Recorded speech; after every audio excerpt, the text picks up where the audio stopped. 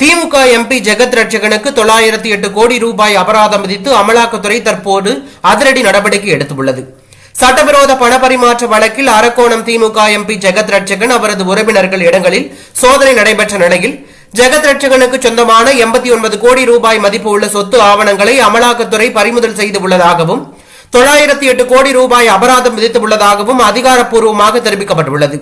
இந்த நிலையில் பல ஆண்டு காலமாகவே சட்டவிரோத பணப்பரிமாற்ற தடை சட்ட வழக்கில் திமுக எம்பி ஜெகத் ரட்சகன் மீது அமலாக்கத்துறை அதிகாரிகள் நடவடிக்கைகளை மேற்கொண்டு வருகிறார்கள். குறிப்பாக கடந்த 2020ஆம் ஆண்டு சட்டவிரோத பணப்பரிமாற்றம் தொடர்பாக ஜெகத் ரட்சகன் மற்றும் அவரது குடும்பத்தினர் மீது புகார் எழுந்தது.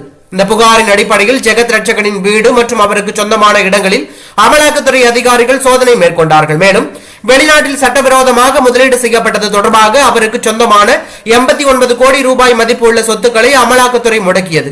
தொடர்ந்து கடந்த வருடம் ஜெகத் ரட்சகனின் வீடு, ஹோட்டல் உள்ளிட்ட அவருக்கு தொடர்புடைய 70க்கும் மேற்பட்ட இடங்களில் வருமான வரித்துறை சோதனை நடைபெற்றது.